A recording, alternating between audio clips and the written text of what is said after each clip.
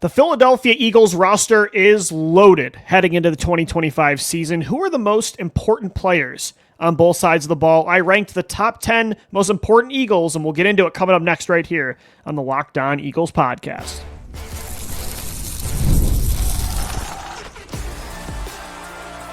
You are Locked On Eagles, your daily Philadelphia Eagles podcast. Part of the Locked On Podcast Network, your team every day.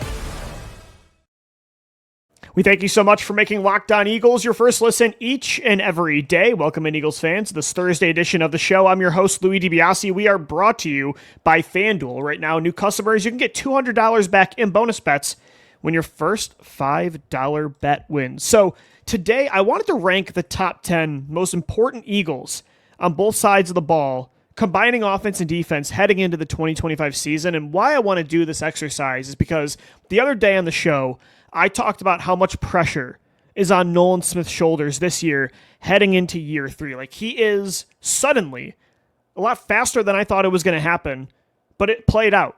Nolan Smith is the go-to guy on the edge. To get to the quarterback, if it's not Jalen Carter in a big moment, the Eagles are looking to number 3, Nolan Smith, to get the job done. Hassan Reddick is gone. Josh Sweat is gone. Brandon Graham is gone. Milton Williams is gone. Like, Nolan Smith is a top 2 alpha now on the defensive line, and I made the case on the show the other day that Nolan Smith is one of the most important Eagles on the roster, but I didn't say exactly like where he falls on that ranking of importance. So I decided to do just that, to rank the top 10 most important Eagles heading into the 2025 season. I want to get into that on today's edition of the show. And this ranking is not about the top 10 best Eagles. Best doesn't always mean most important. Position plays a part in this process, in this conversation. The depth of your positions, just the overall importance of the player, the skill set, the experience they have. There's a lot that goes into this. So these are not my top 10 most talented Eagles, the most productive Eagles. These are the 10 guys that the Eagles need to be most successful next year in order for them to be successful. These are the top 10 guys that if they want to repeat as Super Bowl champions and win Super Bowl 60, they need these 10 guys to carry them more than anybody else on the 53-man roster. So let's get into that right now on the Locked On Eagles podcast. Number 1, although Saquon Barkley had the best running back season in the history of the NFL in 2024, and he was the focal point of the offense. He was the face of your team. He was the biggest reason, in my opinion, the Eagles won Super Bowl 59. Despite that being a fact, Jalen Hurts is still more valuable to the Eagles than Saquon Barkley. Jalen Hurts is still the number 1 most important Eagle on this roster. And I don't think that's really that bold of a statement, even after Saquon's 2024. Because Jalen Hurts plays the most important position in sports, the quarterback position. And believe it or not, even though he has a loaded roster on both sides of the ball, and I think he has the best support system in the NFL, that doesn't mean Jalen Hurts is a system player, that anyone is plug and play into this offense. Just look what happened when Jalen Hurts went down this year and Kenny Pickett was the starting quarterback against Washington. Pretty sizable downgrade. Look what happened a few years ago when Jalen Hurts got hurt and it was Gardner Minshew or it was Marcus Mariota. Jalen Hurts is a franchise quarterback. Jalen Hurts is a top 5 player, in my opinion, at the most important position in all of sports. So you take Jalen Hurts away and you keep Saquon Barkley on this offense, or if you take Saquon Barkley away and you keep Jalen Hurts on the offense, there is a clear difference. Saquon Barkley was the missing piece, the final piece of the puzzle to put the Eagles over the top from Super Bowl contenders to Super Bowl champions. But Jalen Hurts is the cog in the wheel. He is the engine in the car that makes everything run. Like, Saquon was the final piece, but Jalen Hurts is the piece that's holding everything together. He's what makes them a contender year after year after year, and Saquon Barkley just put them over the top. He was the difference, but Jalen Hurts, to me, is the face of the franchise, and he does so much for this offense that he does not get credit for. Again, everybody always says so many quarterbacks can win in this offense with all the star power, and while that's true to a degree, there's a floor of play that pretty much any quarterback in this system could get to. Jalen Hurts takes you to a ceiling that, again, he doesn't get credit for. You call him a system quarterback, but look at everything he does now pre-snap for this offense without Jason Kelce. Look at how he makes the run game so much more effective.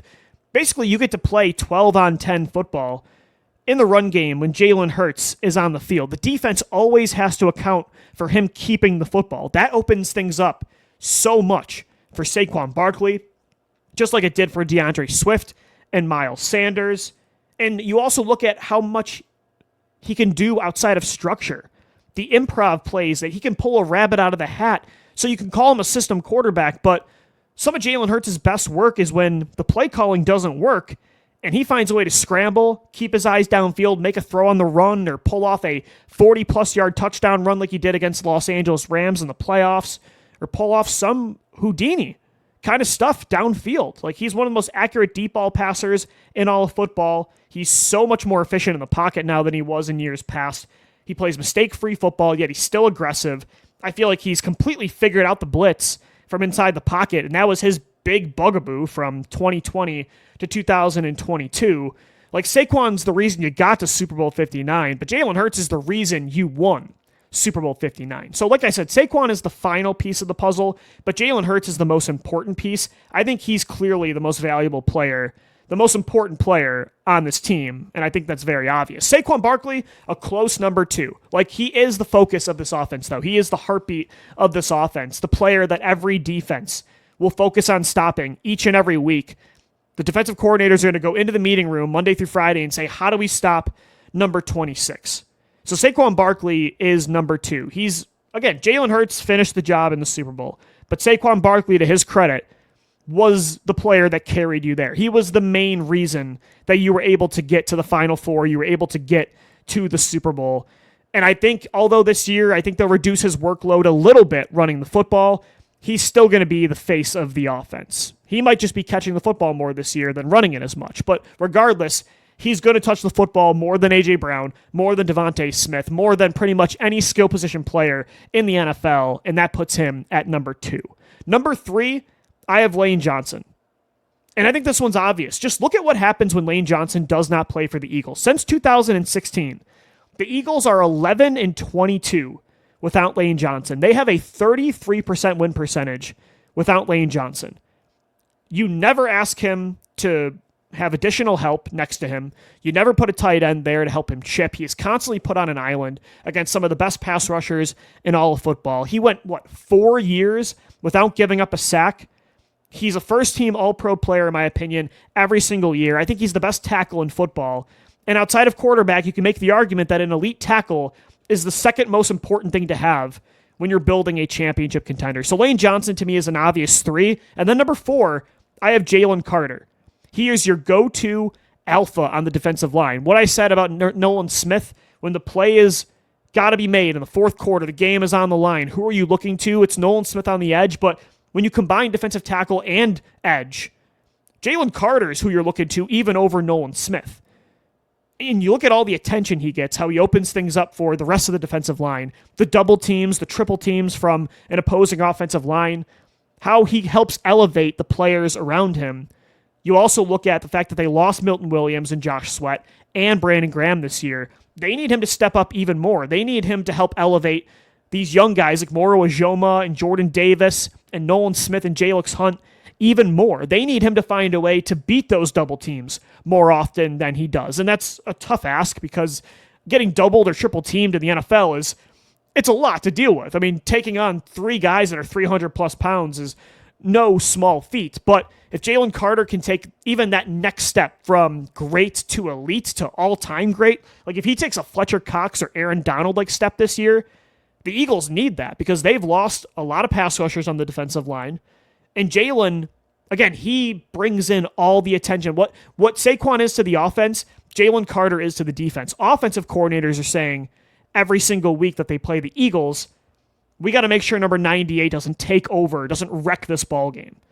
And so I think he is the most important player on the defense. And then number 5, I have Jordan Mailata. For a lot of the same reasons as Lane Johnson, having an elite tackle, especially on the left side, guarding Jalen Hurts' blind side, it's one of the top 3 most important things to have for a contender. Pro Football Focus just the other day said that Jordan Mailata was not only the best tackle in football last year, but he was the highest graded player in all of the NFL in 2024. He's an elite pass blocker. He's an elite run blocker. He's one of the main vocal leaders of this team now. Jordan Mailata is a glue guy. He is one of your new pillars of this organization, carrying the torch from Jason Kelce and, Brandon Graham, Fletcher Cox, Lane Johnson eventually. That big four, Jordan Mailata is going to become a part of that new big four of long-term leaders on this team. And he's one of the best players in the NFL, and PFF says he is the best player in football. So I think he's top 5 as well. Those are my top 5 most important Eagles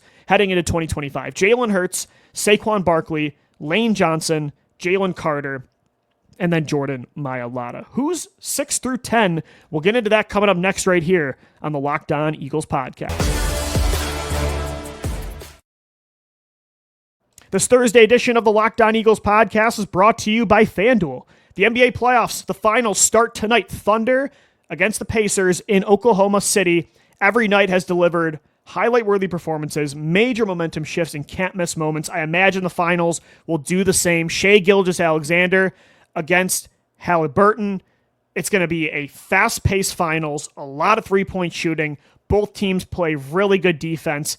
I think it's going to be a back-and-forth finals. You can bet on it all at FanDuel before tip-off and live. With player props, performance trends, and same-game parlays, fans have more ways than ever to play smart and to win big. I'm going to bet on the Thunder tonight. It's game 1 in Oklahoma City. The Thunder back in the finals for the first time in 13 years since 2012. I just think they're going to destroy the Pacers tonight. I don't think this game will be close. I'm going to take a 2-leg parlay of the Thunder winning money line. They're going to win outright, and I'm going to take the over on Shai Gilgeous-Alexander's points for. New to FanDuel? Well, it's the perfect time to sign up and make that bet as well with the Thunder. Head to FanDuel.com, place your first $5 bet. If it wins, you're going to get $200 back in bonus bets. So make every moment more with FanDuel, the official sports betting partner of the NBA. All right, guys, we are ranking our top 10 most important Eagles heading into the 2025 season on today's edition of Locked On Eagles. 1 through 5 was Jalen Hurts at number 1, Saquon Barkley number 2, Lane Johnson inside the top 3, Jalen Carter at number 4, and then Jordan Mailata at number 5. So 4 offensive players within the top 5 most important Eagles. Jalen Carter, the most important player on the defensive side of the football. 6 through 10 has a lot of defensive players on it. But number 6, the 6th most important player on the Eagles this year, I do think it's A.J. Brown. And as much as I think DeVonte Smith can be just as good as A.J. in an offense where he's the alpha, the go-to, if he got Justin Jefferson-like targets in an offense, I think he could be a Justin Jefferson caliber player. And A.J. Brown, a Jamar Chase caliber player. I think that highly of DeVonte Smith. I think he's that good. But for the Eagles offense, the passing game goes through A.J. Brown. And when A.J. Brown is not on the football field, when he does not play, and we saw some reality of that at the end of 2023 and early in 2024 when he was finally banged up for the first time since being an Eagle, we saw just how different the passing game was. And that shouldn't really surprise you. He's, to me, the best one-on-one wide receiver in the NFL. He can win in any way with his size, his speed, his route running. He can win in the biggest clutch moments of the fourth quarter. He can win over the middle. Got to have it 3rd and 4th downs. The screen game, he's a run after the catch nightmare. He's one of the best deep ball receivers in all of football. Trevor Sikkema of PFF said he's the best wide receiver in the NFL, and I think he has an argument. I think he's in that first tier with Justin Jefferson and Jamar Chase, and I don't know if there's anybody else in that tier. It's probably those top 3. Maybe CeeDee Lamb I'd put in there as well. A.J. Brown is that guy, and you see the chemistry, at least on the field, between him and Jalen Hurts. The offense just is not the same without number 11. Even last year when they were running the football more than any team in football, when they did throw the ball, A.J. Brown was the guy creating explosive plays for you, being a red zone threat. He was the person, at least when they did throw the ball, that was eating every week. And I just don't think this offense is even close to being the same when number 11 is not out there.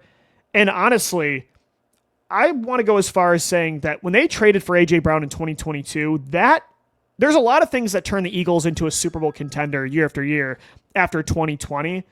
But when they traded for A.J. Brown, that is what put them over the top. That is what truly turned them into a contender more than anything. And he helped elevate Jalen Hurts into the player he is now. You can make the argument, like, yeah, Saquon Barkley was the final piece to get the ring, and Jalen Hurts is the most important piece. But A.J. Brown was kind of that first piece to take the Eagles from a good team to a great team, a perennial, wild card contender into a Super Bowl contender. So A.J. Brown is definitely inside the top 6. You can make the argument he's inside the top 5, but I'll put him here at number 6. And now we start to get to some defensive players. Number 7, I have Zach Bond. This is the guy on defense with the most responsibility in the run game, in coverage, attacking the quarterback with blitzes. He had a nose for turnovers last year, forced fumbles, interceptions. He's going to be the green dot play caller this year while Nakobe Dean is injured. Zach Bond, who is now a top 4 highest paid linebacker in football, is one of your glue guys of the defense. He is the spine of that defense. He's the heartbeat in the middle of that defense. And he's even more important this year when you look at how thin the inside linebacking room is. Jahad Campbell, he's going to play both edge and inside linebacker. He's banged up right now. Vic Fangio said he might not fully practice until August. He's going to be a rookie learning 2 different positions. So, he might not break out right away like Quinyon Mitchell and Jalen Carter did, right? He might take a little longer like a Nolan Smith. Who knows? Maybe not, but he's a young rookie. Nakobe Dean is probably going to miss a good amount of time of the regular season. Fangio said the other day, Dean's going to be out for a while. So I can't imagine. I think he'll probably start the season on the PUP list.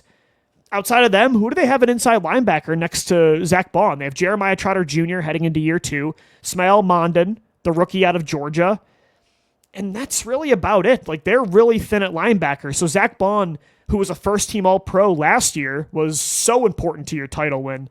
He's even more important this year. So Zach Bond is number 7, and then here's where we find Nolan Smith at number 8 on the list. Like I said the other day, he's your go-to. Like, if it's the fourth quarter, like the Rams situation, fourth quarter, 2 minutes to go, the other team's on your 23-yard line, backing you up. You're only up by 4 points. So a touchdown for the other team basically wins it, 5 points. The other team basically wins it for you. You need a guy to make the play. Jalen Carter is the one that made that play last year, and he's going to be the go-to guy this year. They need to step up. But if it's not Jalen Carter, who is it? It's Nolan Smith. Last year on the edge, 2 years ago on the edge, you had Hassan Reddick that could do it. You had Brandon Graham that could step up. You had Hassan Reddick. You had Josh Sweat. This year you have options. Like, I'm very high on Jalix Hunt heading into year 2. I think Azeez Ojulari is going to be a solid third player in this rotation. I believe Joshua Uche could be something at the edge. I think he could be a 4th guy that gets you 4 to 6 sacks this year, but there's no sure thing outside of Nolan Smith. Like, he is, if they're going to have a star that constantly gets to the quarterback in those big moments, I only think this year that could be Nolan Smith on the edge. It can be Jalen Carter on the inside, and I think it will be, but on the edge, it's up to Nolan Smith. And he's going to be one of their most tenured vocal leaders of that young defense already, which is crazy in year 3, but that's the reality. Nolan Smith, to me, is the 8th most important player on this entire roster. At number 9, I have Quinyon Mitchell. As I said yesterday, I think Quinyon is being vastly underrated right now. Without Darius Slay, he's your true CB1, responsible in man coverage for the best of the best at wide receiver. And when you talk about like the pillars of the defense, the Jenga pieces, if you take this guy away, it all falls down. I think there's a pillar on each level of the defense. On the defensive line, it's Jalen Carter, right? He's a Jenga piece of the defensive line, the Jenga piece. At linebacker, it's Zach Bond. In the secondary, who's the one guy that you take him away and suddenly that unit's in trouble? It's Quinyon Mitchell. So for that reason, I think he's number 9. And then number 10, this one was tough. There were a lot of guys that I was considering, like Cam Jurgens, Landon Dickerson, maybe a Reed Blankenship type of player. At number 10, even a Dallas Goedert. Number 10, I did go Devonte Smith. Arguably your most clutch player on your team. Like I said earlier, I think he can be one of the best receivers in football if he was given that kind of workload, if he was given that kind of opportunity. He doesn't get that in Philadelphia, but he is still equally as important as these other players. It just feels like, in big moments where the Eagles got to have a play, right? Especially in the playoffs where he's the all-time leading receiver. in yards in the playoffs and in postseason receptions for your franchise, especially in the playoffs. It just feels like Jalen Hurts, like A.J. Brown is the most consistent part of your passing game, but I feel like Jalen Hurts is always looking for DeVonta Smith when he's got to have that play, right? And you saw that in the Super Bowl. DeVonta Smith, like the passing game runs through A.J. Brown, but DeVonta, I personally think is your most clutch player on the offense. He just is always making the tough catches. He never really drops a ball except for the one against Washington. He's so good over the middle of the field. He's tough. He breaks tackles. He has the best body control I've seen in a receiver in the NFL. He's an elite route runner. DeVonta Smith, you take A.J. Brown away and the offense isn't the same, but I would argue you take DeVonta Smith away and it makes almost as much of an impact. So he's, to me, the 10th most important Eagle on the 2025 roster. 6 through 10 was A.J. Brown, Zach Bond, Nolan Smith, Quinyon Mitchell, and DeVonta Smith. So those are my top 10 most important Eagles heading into 2025. I'll post those on X later on. Let me know what you think. What would your rankings be? Where did I get it right? Where did I get it wrong? What players did I leave off that I should have had on? Would you change the order at all? Make sure you hit us up on X at Locked On Birds and at DBLC LOE. We'll wrap up this Thursday edition of Locked On Eagles. Coming up next, CJ Gardner-Johnson. He's beefing with Vic Fangio. I kind of understand where CJ GJ is coming from, so we'll get into that as we wrap up this Thursday edition of the Locked On Eagles podcast.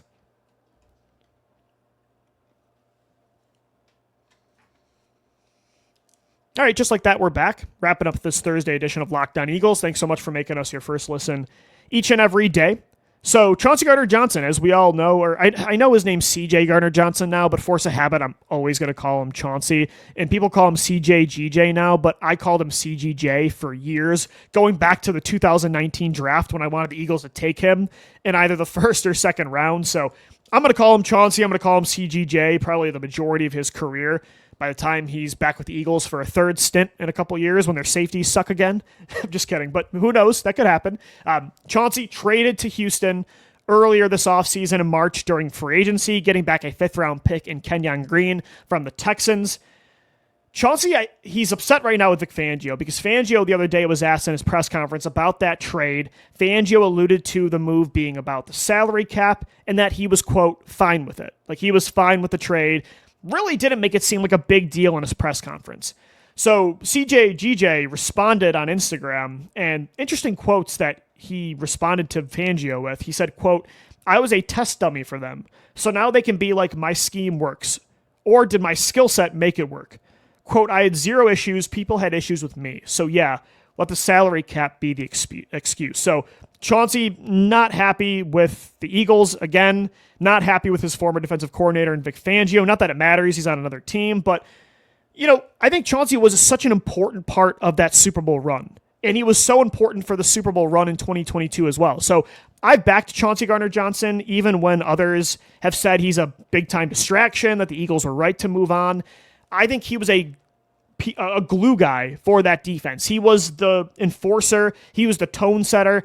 I think he was the emotional heartbeat, the emotional identity of that defense last year. And I thought he took on a more mature vocal leadership role last year. So I don't think there's any problems with CJ. I don't think that's even why the Eagles moved on.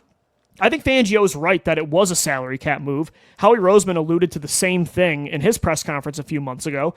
And Chauncey knows this too, because during the week of his trade, he said on his live stream on Twitch, that he knew it was a money thing, that the young guys had to get theirs, that Jalen Carter is going to get paid, and Nolan Smith, and Quinyon Mitchell, and Cooper DeJean, and Reed Blankenship. So it sounded like earlier this year, when he got traded, that he understood the business side of this decision, and now he's acting up more, or I should say, speaking out against what Fangio is saying, and I think I know why. If you read the quotes and kind of see what Fangio said about, oh, it was a salary cap move. Yeah, I was fine with it. It almost felt like Chauncey was kind of offended that Fangio just made him seem like a throwaway player. Like, oh, whatever, not a big deal. He was just a number.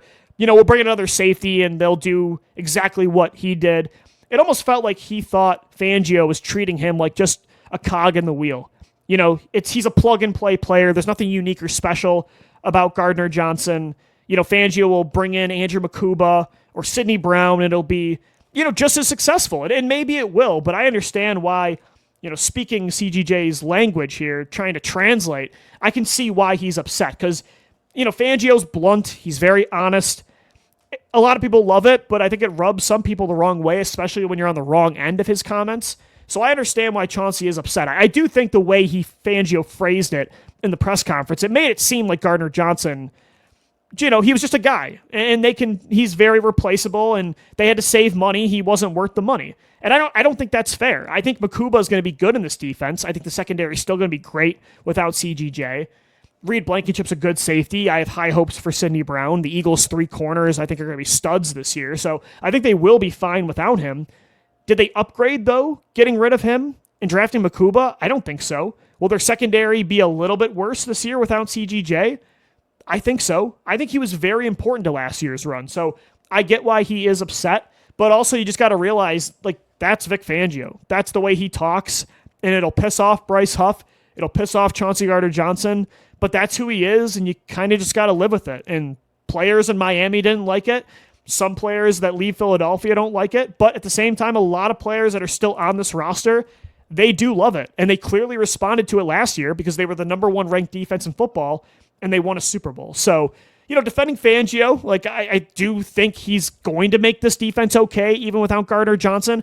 I do think he's very good at elevating the talent on his defense. He's very good at elevating safeties. He turned Justin Simmons into a star from, an undrafted player. So he's got a pretty good track record at this position.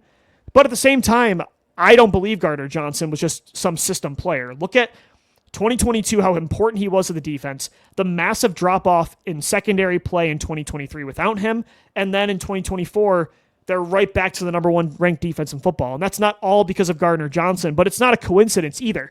I was not happy that they traded him. That was my least favorite move of the offseason, and I would still much rather have him than Andrew Makuba, but I am confident in the safety group they have. I think Blankenship, Brown, and Makuba are going to be just fine. But people going around saying, this is why you trade CJGJ, always has problems with his former team, he's always acting out. I don't think so. I think he handled the trade the right way until Fangio said something that would have pissed me off as well. So I actually, defending Chauncey, I get it from his side of things. But again, that's the godfather of the defense. That's Vic Fangio for you. You got to live with it and die with it. All right, guys, that's going to do it for today's edition of Locked On Eagles. Thanks so much for making us your first listen each and every day. Make sure your second listen is the Locked On NFL Scouting Podcast with Joe Marino and Kyle Krabs. They'll take you through the NFL offseason, getting you ready for training camp Monday through Friday, right here on the Locked On Podcast Network, your team every day. As always, thanks so much for downloading, watching, and listening, and let's go Birds. Fly, Eagles, fly.